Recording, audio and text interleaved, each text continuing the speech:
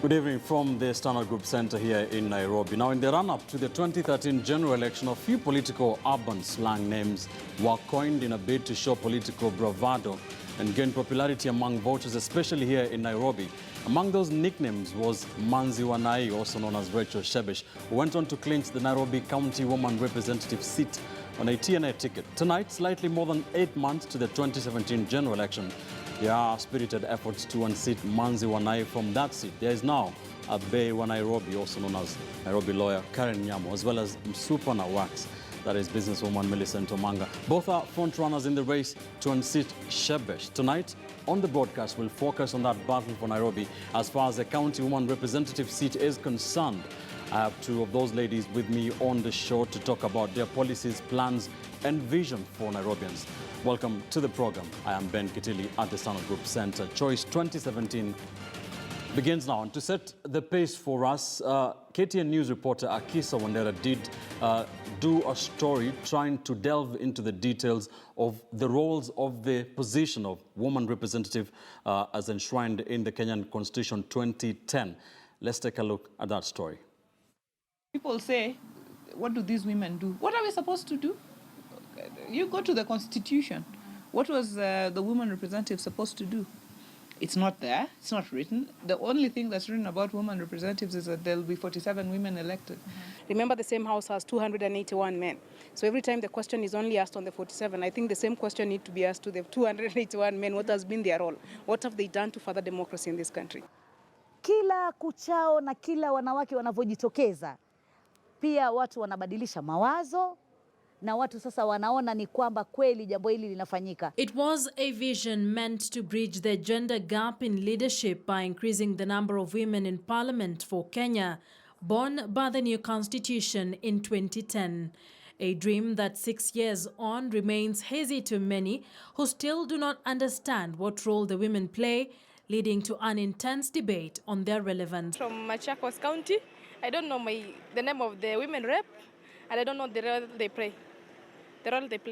Tujafeel kazi ile yenye inafanya na women representative. Sioni maana yake kwa sababu eritolewe kwa sababu sijaona maana yake. And since being elected into office, all the 47 women representatives have struggled to define their roles under the devolved structures. This first lot of women representatives have had to deal with the issue of finding their space. What are we supposed to do? Do we have a special role apart from just being a member of parliament? Is there something additional we should do? We've done some things right in terms of settling down, in terms of getting ourselves into parliament properly as members of parliament. Remember, we even came with a different title. The title of women representative in a house of members of parliament already disadvantages you in some ways.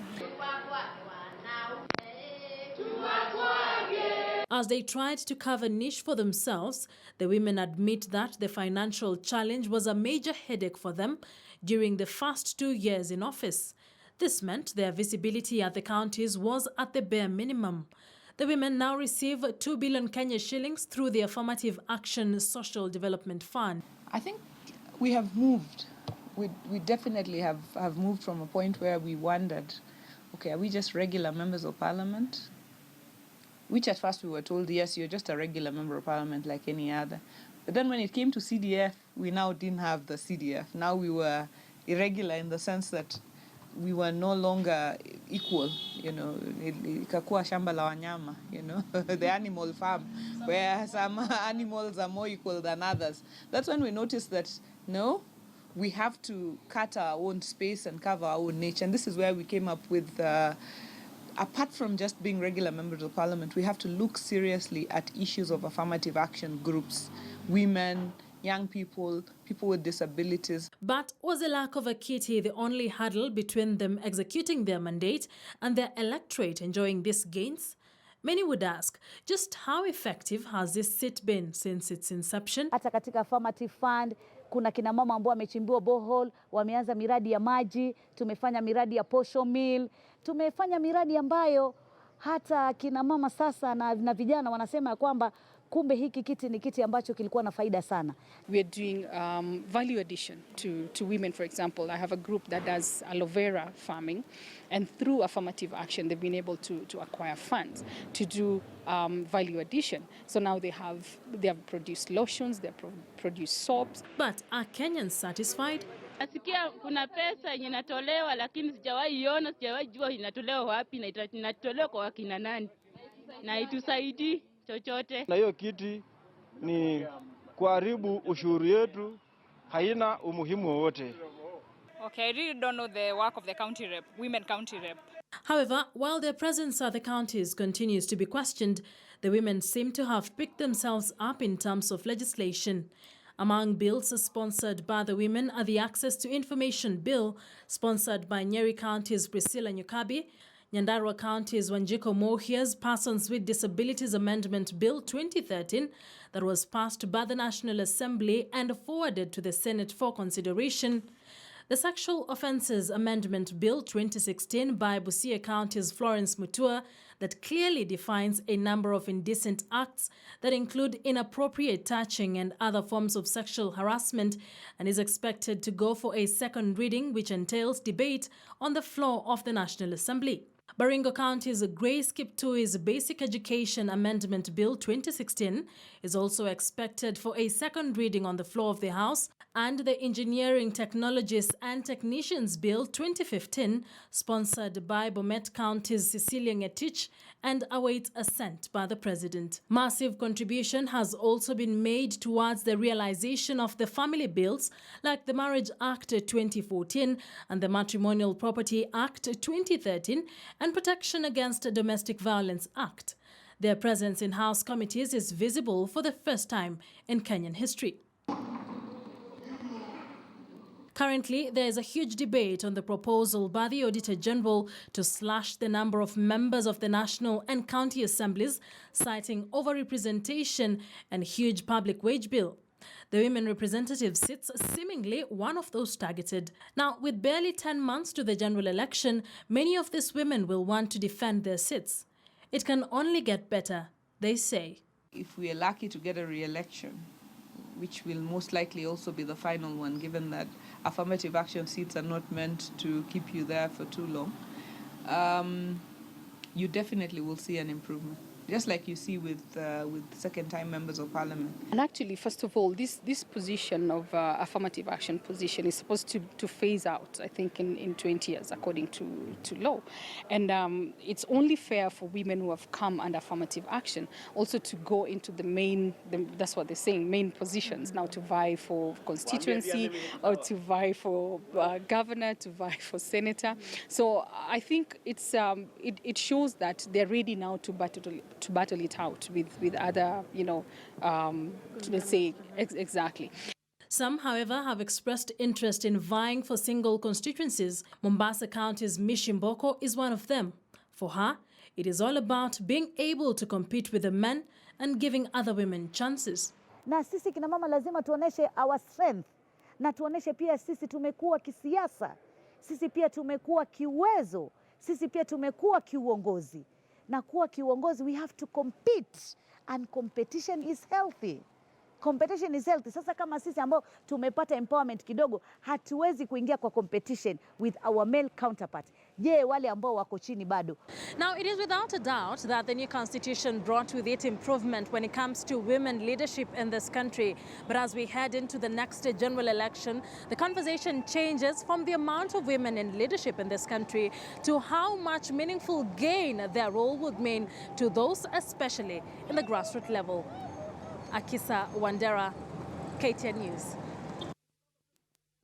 Many thanks, Akisa. And that is what we are talking about tonight on the broadcast. But we are narrowing that discussion to the county of Nairobi, county number 047, the battle for Nairobi, in as far as that race for Nairobi woman representative is concerned. And we're asking you, we're engaging you in this discussion.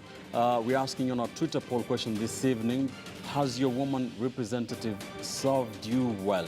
SMS your yes or no comment plus a brief comment to our studio line 22155.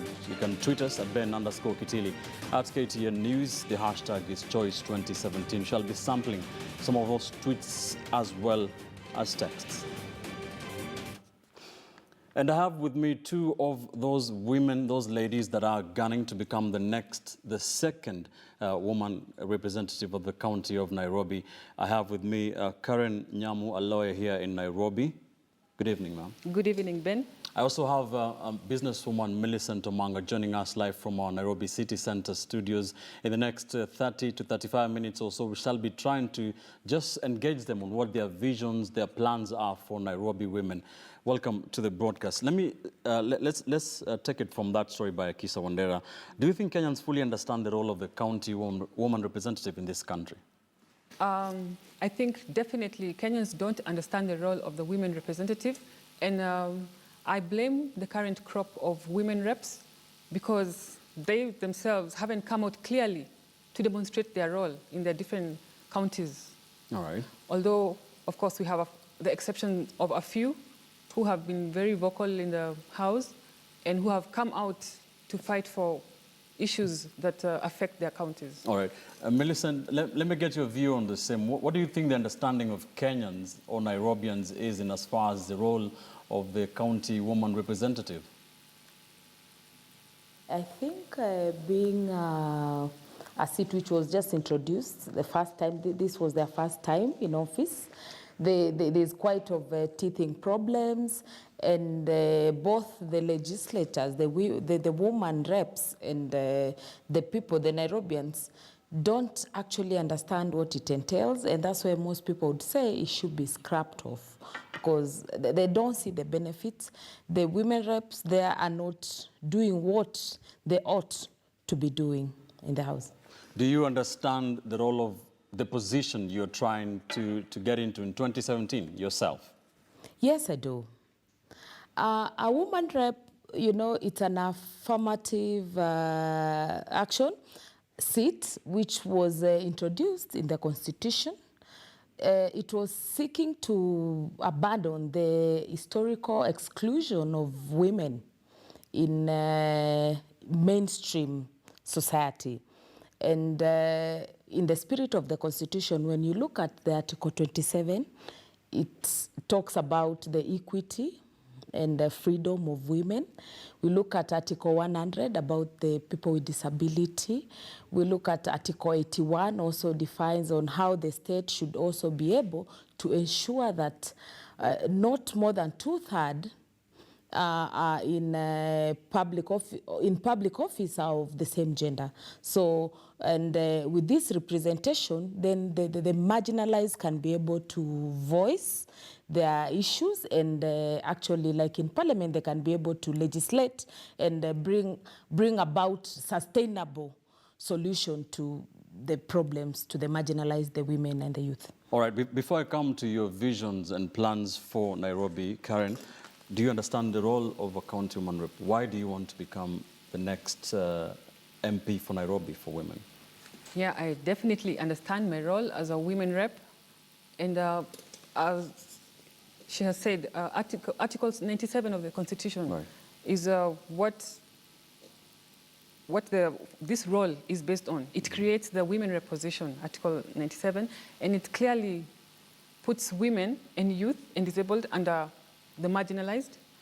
And the role of a women rep, I can summarize it into 3 roles. Mm-hmm. It is to legislate, right. to represent, that is the women and the vulnerable people in your county, and they also have an oversight role. The oversight role is played on the national government, on the county government as well. We see the issue of insecurity, which has really affected Nairobi. You can say you're just an MP, so you have no business. Role. You have no business in security, but women reps are mandated with an oversight role on the national government and on national structures. You personally, as Karen Nyamu, why did you decide to run for this seat? Why do you want to unseat Rachel Shebesh? Well, when the Constitution gave us this position as women, we were very hopeful, we were very excited, and we were expecting to see a slight change, albeit not too much because of the introduction of a new position, but some change, some felt change. But we have been let down, and that's why I have contemplated to leave my law practice for a while and serve Nairobi youth and women, because we have been shortchanged and I cannot just sit and watch that. All right. Let me come to your vision. Let me come to you, Millicent. What is your vision plan for Nairobi as you go into the elections in 2017? There is 8 months to the elections. What is your vision for Nairobians? Okay, Ben, I've got so much for Nairobians, and that's why I want to get this chance to bridge the gap, because with the current leadership, I feel like we've got gaps. And I look at, for example, we talked about the motion, the PWD, the people with disability. That motion has been lying in Parliament since 2013. Most of the motions we talked about there, they've been lying in Parliament, and the women are there. It's not about the money. Even if they don't, for the first 2-3 years, they didn't have the kitty. The biggest role is legislation. And the good thing with the legislation is that it is sustainable. It will be anchored in the law. So whether you are there the following term, the law is there, and the women, the children would be protected. For me, my first and foremost agenda is to bring about the social safety policy. And this should be different. This is something which is different from normal legislation. We've not been looking at our social policy. And for women, this is something they should be championing. That's when we think about rescue centers. We think about, look at the schools for children with disability, and the procurement for the PWDs, especially the people who are not considered the caretakers of these PWDs and all that. So it's the legislation-wise, the women have failed as the ones who are in the house now. So that's why those are the plans I have. My biggest is legislation, because it is sustainable. All right. Karen, what would be your top agenda? My top agenda would also entail policy, because my biggest issue is with unemployment on the youth and the poverty levels. And the unemployment and the poverty levels are compounded by the fact that majority of the youth, like 80% of the youth, don't have any vocational training to enable them get absorbed in the job market, or even earn a living through business or any entrepreneurship. They don't have any entrepreneurship skills. So my focus would be to equip the youth with entrepreneurship skills as well as vocational training, identify talent. The youth are showing a lot of interest in sports and art. This is an area that can be tapped to have this young people empower themselves and stop this dependency syndrome. And my main focus is usually the youth, because I'm in that bracket. And my biggest plans are for the youth. You talk about the youth, and the plans that you have for them. Many Nairobians will be wanting to know, so far, have you done anything? Do you have any programs with any youth and women, as you campaign, for the 2017 elections? Yes. I have an initiative that I'm running called Okwa Watu Wetu initiative that involves saving the young people of Nairobi who are lost in alcohol abuse. And I'm not talking about people who indulge in social alcohol every now and then. I'm talking about people who cannot indulge in it. They cannot run their lives because they have lost their lives to alcohol. And those are the people we are trying to get rehabilitated. It is not easy. It requires volunteer doctors. It requires a lot of money. We are mobilizing funding. All right. And we want to launch centers in each and every sub-county constituency, so to speak, in Nairobi. All right. Millicent, have you done any groundwork for Nairobians as you campaign for the 2017 elections? Ben, I've really done a lot. If I start talking of what I've been doing, I think this session will not be enough. But I've got Boresha Biashara na Msupa. It's a program I started in 2012, where I boost businesses for women and youth in the market. Then I've got Ngarisha Mtana Msupa. because of, for me, I'm very keen on health issues. So in Ngarisha Mtana Msupa, I've got the exhauster services where we go to the informal settlement and give free exhauster services. And it's actually helping. It's you know, for the decay and all that, it's a health hazard.